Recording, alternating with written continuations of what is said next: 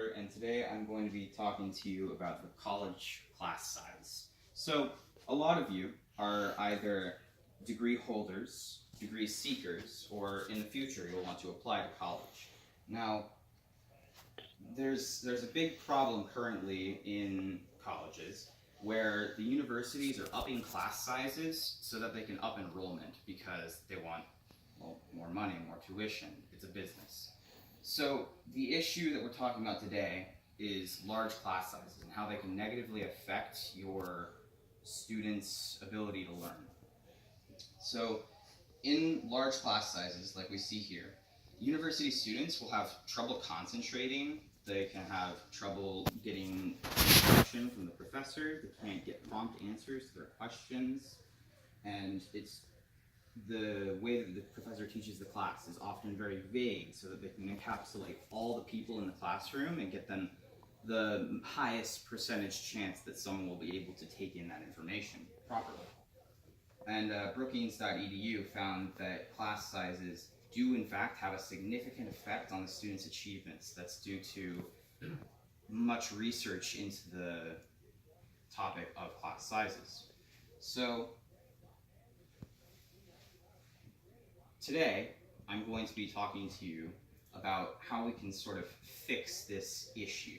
So there is a solution that has been tried, and it's been working so far, and it's to talk to your school's administrators, right, and petition the college. So the peer-reviewed National Education Policy Center claims that the class sizes, due to this heavy amount of research, definitely do have a huge impact on the students' achievements. And this means that we really do need to be petitioning the colleges and trying to get these class sizes smaller, especially for undergraduate students who have recently transferred into college and aren't really ready to take on that massive amount of self-responsibility.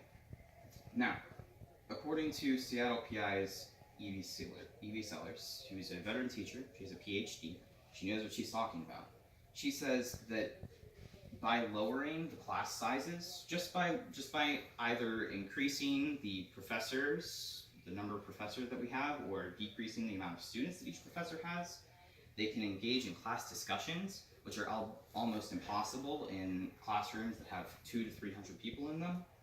And they get prompt answers from the professors and build other relationships with their fellow students. Since they're in a smaller classroom, they can talk to more people, and with professors, which is very important to the development of students. Now,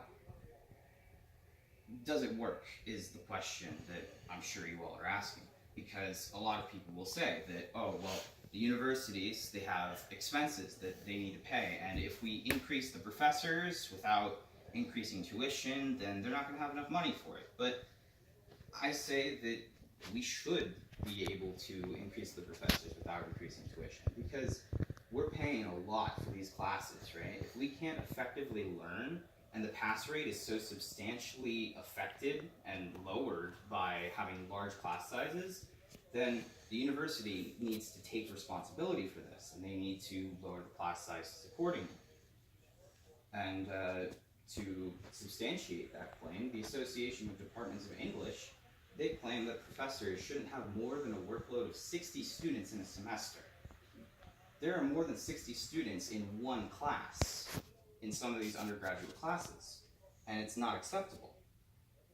So a recent happening at UCF, there was a student named Michael Wensinger, and he started a similar petition to UCF and the College of Business because their undergraduate classes were moved to be hybrid classes and have online portions where there would be thousands of students taking the class from one professor. And it's a lot more students than that professor can successfully take on at a time. So he did this just this semester in September of 2018. I got this information from Inside Higher Ed. And the faculty, they reached out to him and his massive group of students, and they said, yeah, we'll work with you on this. And they're going to like town meetings and stuff and trying to fix this issue, because they want you to learn as much as you want to learn. Now, in conclusion, we we really need to address this problem, because the trend of growing class sizes in college, it needs to stop, because the low funding it's not important. The universities are responsible for getting you the education and for allowing you to pass the classes so that you can get your degree. If they can't do that successfully, then they need to change, not us. Now, everyone should be looking for these abnormally large classes that have low pass rates, because it affects everyone. It affects your family, your kids who are trying to get into college. They need to take those undergraduate classes.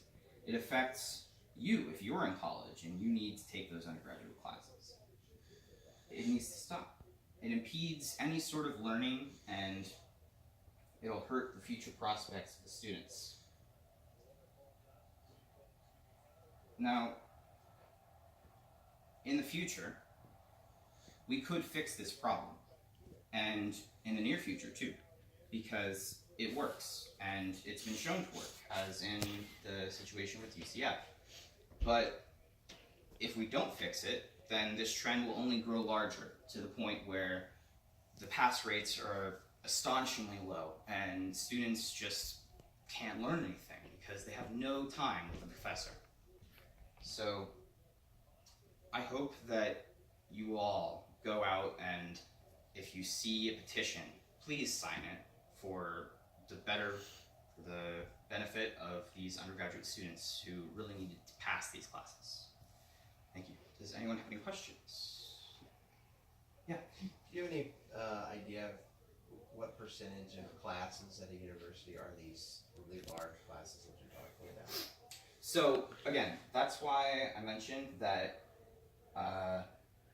here, you should be looking for the overly large classes, because while they are there in many cases, the undergraduate classes, they're typically gen eds, or general education credits. So they are common. I don't know the specific percentage, but if you look under undergraduate classes, there are lists on every college's website that will tell you about the rough average class size for that course. So we're talking chemistries, your physics, your calculus, especially that sort of class. Okay.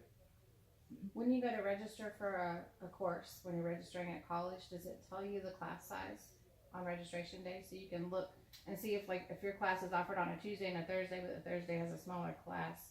Does it tell you that? Normally, yes.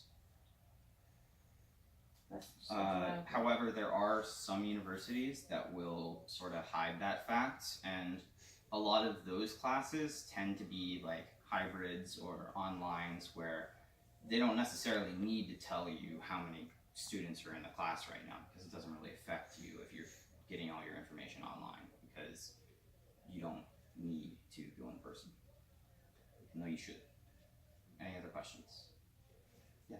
Is there a certain class size that would be considered abnormally large, or does it vary between Yes. courses? So earlier I mentioned that the Association of Departments of English, they claim that 60 students in a semester, and that's spread out across 3 classes normally. So a classroom of anything larger than 20 is typically unsuitable for English, at least. For other courses such as math, it might be a little larger, but around that 20 to 30 mark. They're already doing that in kindergarten through 12th grade.